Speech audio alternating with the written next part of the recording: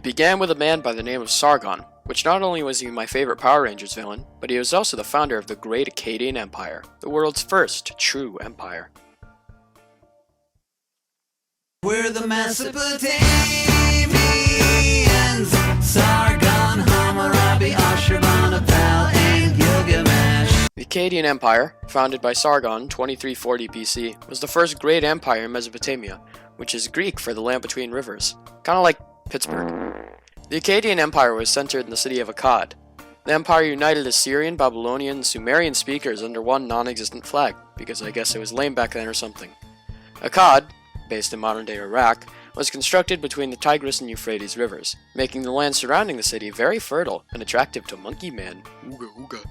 To the south of Akkad was Sumer, which, as you may know, were anti-Semitic in contrast to the Akkadians. Despite Sargon's cool, badass name, his dynasty would come to an end around 2150 BC, which is shortly before your mom was born.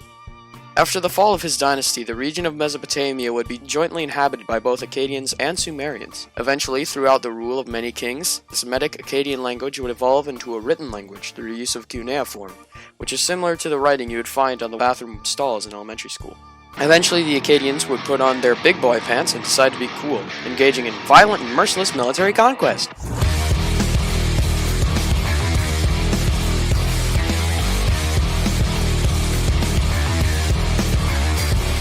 They would expand their empire, conquering the Elamites to the east, and move southward to Oman, an arid region far south of the Arabian Peninsula and further north as far as the Mediterranean Sea, making them certified swag. One of the great Akkadian kings, Naram-Sin, not related to the great Johnny Sins, grandson of Sargon, would rule for nearly 50 years, crushing many revolts and expanding the empire. His reign is considered to be the peak of the Akkadian Empire. Good job, Naran!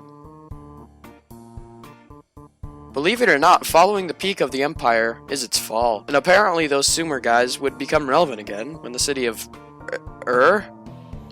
would rise back into power, absolutely clowning the city of Akkad. But as a result of this, the empire would weaken, and the strong union felt between its people would fade until it would be conquered by the Amorites. Well, and the Gitans and also the Elamites. I don't know, the Akkadians got goofed. Either way, after the fall of the Akkadians, Mesopotamia entered a dark age, kind of like another big fat empire somewhere. So you know those Amorite guys or whatever? Well, their king, Hammurabi, who ruled from 1792 to 1750 BC, would found this small, little, insignificant, tiny little river town called Babylon. Hammurabi would expand the city into nearby regions, conquering the locals and assimilating them into the Babylonian culture. Hammurabi would turn Babylon to the richest city in the region. Kinda. Like Pittsburgh. Hammurabi would create the first written law system known as the Code of Hammurabi, which somehow helped it surpass other cities. Babylon, however, was short-lived, falling apart shortly after Hammurabi's death, which is anticlimactic given that he only lived to 42.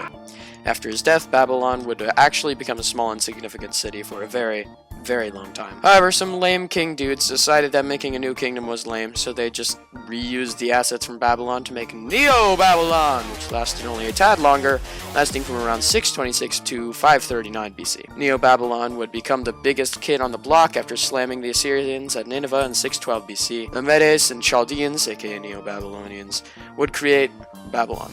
1,000 years after being the seat of an empire, Babylon was once again powerful. The era of Neo-Babylon was the first period of great cultural revolution. Beautiful buildings would be built, agriculture would flourish, and most importantly, massive improvements to astronomy would occur. Basically, over the course of 1,000 years or so, some dry piece of land in the middle of the Arabian Peninsula switched hands more than a 1972 Chevy Camaro. But through that period, many things happened. Empires arose and fell, agriculture was innovated, and we learned how to look at Uranus. But most importantly of all, we got Iraq. What a place.